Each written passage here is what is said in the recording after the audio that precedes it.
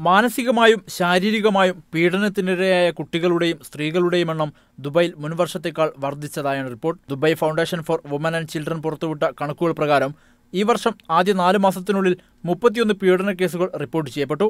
6 മാസം മുതൽ 10 വയസ്സുവരെയുള്ള 9 കുട്ടികളും പീഡനത്തിന് ഇരയായവരിൽപ്പെടും. അവഗണനയും ദാരിദ്ര്യവും മൂലമാണ് ഇവർ പീഡിപ്പിക്കപ്പെട്ടത്. എന്നാൽ മറ്റുള്ളവരിൽ 70%വും ശാരീരികമായും 55% സാമ്പത്തിക കാര്യത്തിലും പീഡനത്തിന് ഇരയായി. എന്നാൽ 15% മാത്രമാണ് ലൈംഗികമായി പീഡിപ്പിക്കപ്പെട്ടത്. മാതാപിതാക്കൾ, സഹോദരങ്ങൾ, ബന്ധുക്കൾ എന്നിവരിൽ നിന്നുമാണ് കൂടുതൽ പീഡനങ്ങളും ഇവർക്ക് അനുഭവപ്പെടുന്നത്. കുട്ടികളെ മികച്ച രീതിയിൽ വളർത്തുന്നത് എങ്ങനെയെന്ന കാര്യത്തിലുള്ള അജ്ഞതയാണ് ബാലപീഡനങ്ങൾ വർദ്ധിക്കാനുണ്ടായ കാരണമെന്ന് Dubai Foundation for Women and Children director general Afra Al Basti പറഞ്ഞു. കുട്ടികളും സ്ത്രീകളും പീഡിപ്പിക്കപ്പെടുന്ന സാഹചര്യം പൂർണ്ണമായും മാറണം.